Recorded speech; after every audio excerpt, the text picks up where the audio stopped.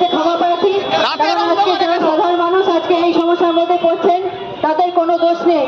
এই দোষ এই পুলিশ প্রশাসন, পুলিশ মন্ত্রী মমতা বন্দ্যোপাধ্যায়ের। আমরা ওনাদের কাছে প্রশ্ন রাখতে চাই, কিসের এত ভয়? এত ভয় কিসের আপনাদের? আপনারা যদি এই 5 বছর ধরে মানুষের পরিষেবা দিয়ে থাকেন তাহলে কেন ভোট লুট করতে হচ্ছে? কেন আমাদের কার্যকর করতে ধরে ধরে মারতে হচ্ছে? উত্তর চাই। আমি এখানকার চেয়ারম্যান কর্নেল ঘোষ, তার যিনি আমার পোলিং এজেন্ট বসেছিলেন, তার কানের পাশে রড দিয়ে বাড়ি মারা হয়েছে। আমি তার কাছে প্রশ্ন করি, কেন আমাদের কার্যকর্তার উপর হাত তোলা হলো? এত সাহস হয় কি করে ওনার? আমরা আজকে টেলার দেখিয়েছি, এরপর বৃহত্তর আন্দোলনে নামবো। আপনারা তৈরি থাকুন।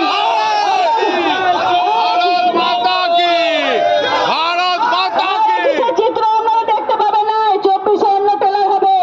আপনারা তৈরি থাকুন। আজকে শুধুমাত্র একটা টেলার হয়েছে। আমরা একমাত্র শুধুমাত্র সাধারণ পাবলিকের কোনো রকম সমস্যা করতে চাই না, কিন্তু এই পুলিশ প্রশাসন থেকে পুলিশ মন্ত্রী প্রত্যেকে এখান থেকে হুঁশিয়ার দিতে চাই যে যেভাবে আপনারা আমাদের 4 জুনের পরে আপনাদের বিচার হবে। আপনারা তৈরি থাকুন, এক এক করে কাঠ গড়ায় নিয়ে যাবো। তৈরি থাকুন, তৈরি থাকুন। এটুকু বলে আমি আমার বক্তব্য শেষ করলাম।